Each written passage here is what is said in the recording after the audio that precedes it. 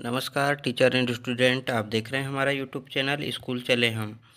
तो आइए आज हम देखते हैं 8 ग्रेड अभ्यास पुस्तिका भाषा भारती कक्षा 8वीं, जो कि हमने सत्र 2024-25 से ली है। इसका पाठ 19 बहादुर बेटा।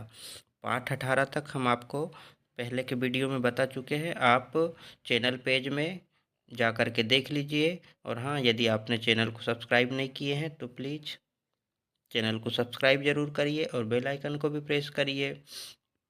और यदि वीडियो पसंद आता है तो उसे लाइक शेयर ज़रूर करिए। तो आइए शुरू करते हैं पाठ 19 बहादुर बेटा के प्रश्न उत्तर। तो पूर्व तैयारी और निर्देश दिया गया है यहाँ पर, देखिए तो आप इसको पढ़ लीजिएगा। और हम शुरू करते हैं बहुविकल्पीय प्रश्नों से। सही उत्तर छांट कर लिखिए। प्रश्न 1, बहादुर बेटा पाठ की विधा है, तो इसमें 4 विकल्प दिए हैं: कहानी, निबंध, संस्मरण और एकांकी। तो इसका उत्तर हो जाएगा डी नंबर का, एकांकी। फिर है प्रश्न क्रमांक 2, हे भगवान वाक्यांश में विराम चिन्ह लगेगा। तो इसमें प्रश्नवाचक, पूर्ण विराम, विस्मय बोधक और योजक चिन्ह। तो इसका उत्तर हो जाएगा सी नंबर का, विस्मय बोधक चिन्ह। ठीक है। प्रश्न क्रमांक 3 है, नदियों में बाढ़ का मुख्य कारण क्या है?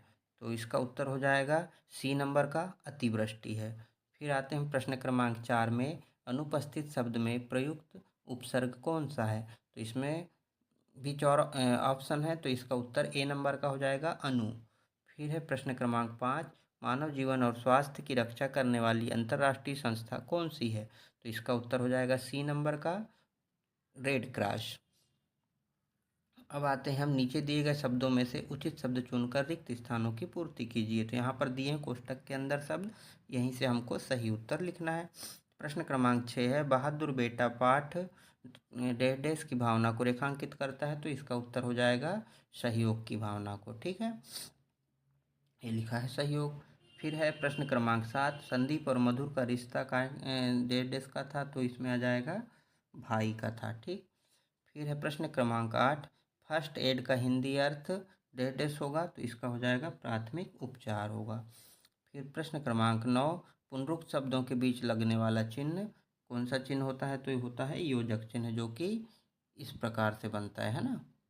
जैसे कि हम लिखते हैं समय समय, 2 बार लिखे हमने समय समय, तो क्या बन गया? पुनरुक्त शब्द हो गए वो। तो एक समय के बाद दूसरे समय के बीच में जे चिन्ह लगता है। ठीक है। उसके बाद में आ जाएगी प्रश्न क्रमांक 10, आहट प्रत्यय लगकर बनने वाला एक शब्द। तो इसमें आ जाएगा, ये कड़वाहट दिया है यहाँ पर, तो ये लिख दिया हमने। ठीक है, आप भी लिख लीजिएगा। अब आते हैं हम अति लघु उत्तरी प्रश्नों में। प्रश्न क्रमांक 11 है, नाक शब्द का प्रयोग कर एक मुहावरा बनाइए तथा उसका अर्थ भी लिखिए। तो इसका मुहावरा है नाक में दम करना और अर्थ है परेशान करना। प्रश्न क्रमांक 12 है, बेटा के 2 पर्यायवाची लिखिए। तो इसका हो जाएगा पहले नंबर पे पुत्र और दूसरा हो जाएगा औलाद। फिर है प्रश्न क्रमांक 13, रेड क्रॉस के सदस्यों को कैसे पहचाना जा सकता है? तो इसका उत्तर हो जाएगा, रेड क्रॉस के सदस्यों को उनकी ड्रेस तथा उनके लाल क्रॉस के निशान से पहचाना जा सकता है। रेड क्रॉस जैसे नाम से ही स्पष्ट है ना, क्रॉस का मतलब क्या होता है? चिन्ह क्रॉस का ऐसा बनता है। और रेड, तो ये हो जाएगा रेड कलर का, तो ये बन गया रेड क्रॉस। ठीक। फिर है प्रश्न क्रमांक 14, काम करने को तो यहाँ भी बहुत है, चाहो तो तुम घर पर जाकर चंदा इकट्ठा कर सकते हो, यह किसने कहा था? तो इसका उत्तर हो जाएगा, मधुर ने कुलदीप से कहा था। अब है लघु उत्तरी प्रश्न।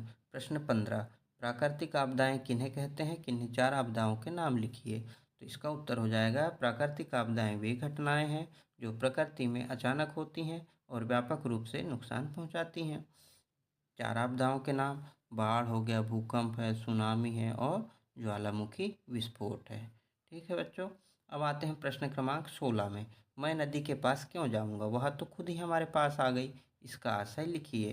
तो इसका उत्तर हो जाएगा, कुलदीप ने ऐसा इसलिए कहा था क्योंकि नदी में बाढ़ आ गई थी और बाढ़ के कारण नदी का पानी गांव में घुस गया था, इसलिए ऐसा कहा गया था। जब बाढ़ आती है तो नदी का पानी ज़्यादा हो जाता है, और ज़्यादा हो जाता है तो वह गांव के अंदर घुस जाता है। अगर पास में गांव है तो उनके गांव में भी घुस गया था, इसलिए ऐसा कहा गया था कि हम नदी के पास क्यों जाएं, नदी तो खुद हमारे पास आ गई।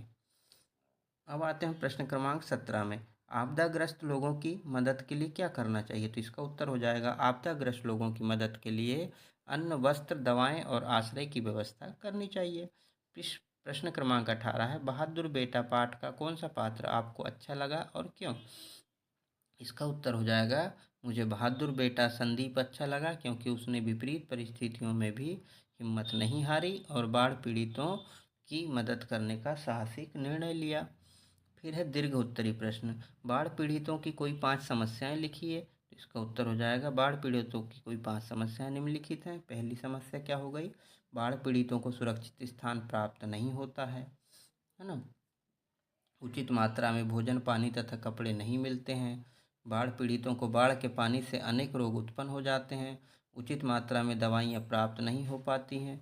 और पांचवा हो जाएगा, जनधन की अत्यधिक हानि होती है। अब आते हैं प्रश्न क्रमांक 20 में, बाढ़ से बचने के लिए आप अन्य स्थान पर जा रहे हैं तो अपने साथ क्या क्या लेकर जाएंगे? तो इसका उत्तर हो जाएगा, जिस स्थान पर बाढ़ आ जाती है वहां से लोगों की जान बचाने के लिए उन्हें सुरक्षित स्थान पर पहुंचाया जाता है। जब वे लोग अपने साथ कीमती वस्तुएं, एकत्रित किया हुआ धन, खाने पीने का सूखा सामान, हल्के कपड़े, कम वजन वाले बिस्तर, दवाइयाँ आदि अपने साथ लेकर जाएंगे, क्योंकि इन सभी ज़रूरतमंद वस्तुओं की आवश्यकता उन्हें समय समय पर होती रहेगी। तो ये था बच्चों आपके प्रश्न क्रमांक 1 से लेकर के 20 तक के का उत्तर। यदि आपको वीडियो अच्छा लगा हो, पसंद आया हो, तो आप प्लीज़ चैनल को सब्सक्राइब करिए, वीडियो को लाइक करिए और शेयर करिए, अपने मित्रों को बताइए। बाय बाय दोस्तों, जय हिंद।